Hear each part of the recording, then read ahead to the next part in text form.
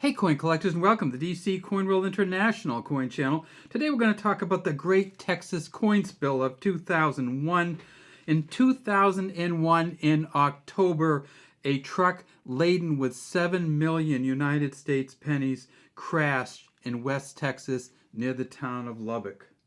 The worst penny spill disaster in the United States meant history before and after. Nothing like this had ever happened with this many coins.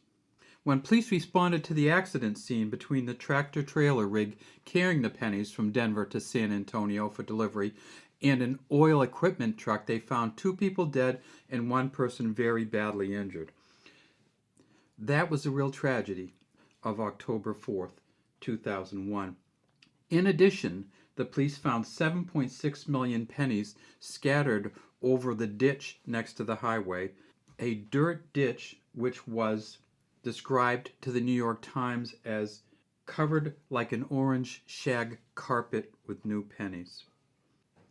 Robert Massengale, a local to Lubbock, was tasked with the job of, quote, laundering the pennies. So he brought 8 dump trucks full of mud and pennies to a work site and there set about cleaning those pennies. Now, as many of you know, there's certain ways to clean a penny and there's ways you should never clean a penny.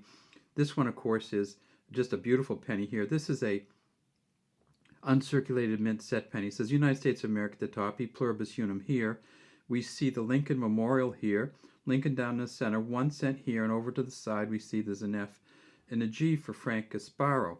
In 2001, the U.S. Mint had made 5 billion pennies at the Denver Mint, 5.4 billion.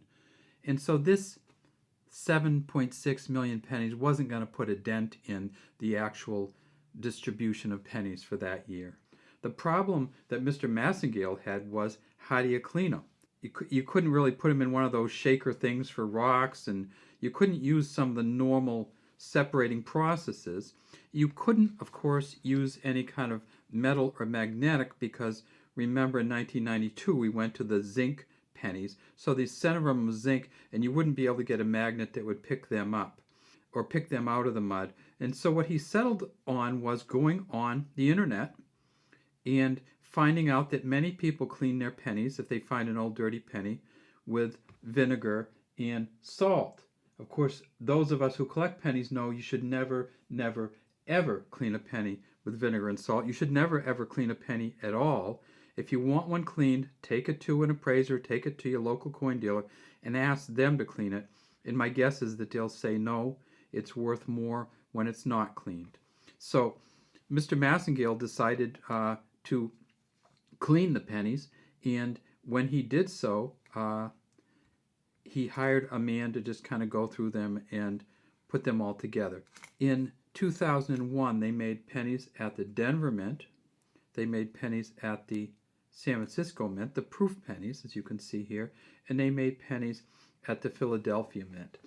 The most valuable of all the pennies is probably the 2001 Denver Mint penny. The 2001 red penny at MS69 is worth about $340. So they're not some of those huge valued ones. They've found at least 23 of the MS69s, no MS70s. Maybe they were all on that truck.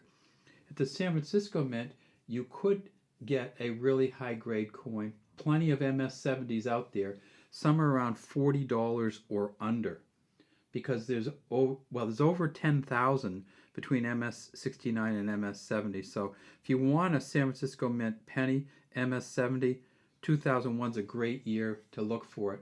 At the Philadelphia Mint, for a 2001 penny, the highest they found there is an MS69 also, and they found 40 of them, and those are worth about, and Philadelphia Mint would of course be this one here with no mint mark on it, those are worth about $260. So none of the pennies are hugely valuable.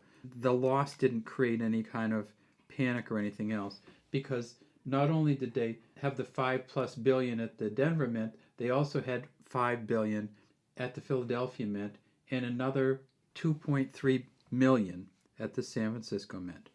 All right, so that's the story of the Great Penny Spill of 2001. We'd love to have you subscribe to our channel and leave any comments you might have in the DC Coin World comment section.